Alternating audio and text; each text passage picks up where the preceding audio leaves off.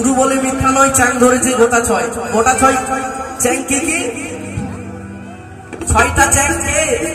আমাদের দেহের কথা বলছে। কাম, ক্রোধ, লোভ, মোহ, মদ, মাৎসর্য। এই ছয়টা শত্রু আমাদের দেহে সবসময় অনবরত চলছে।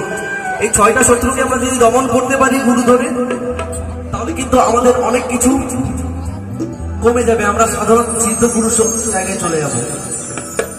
আমাদের বিশেষ কিছু চাওয়া পাওয়া থাকবে না, এত মারামারি হবে না, এত অন্যায় অত্যাচার হবে না, রাস্তাঘাটে মায়েদের উপর যে অত্যাচার হবে না।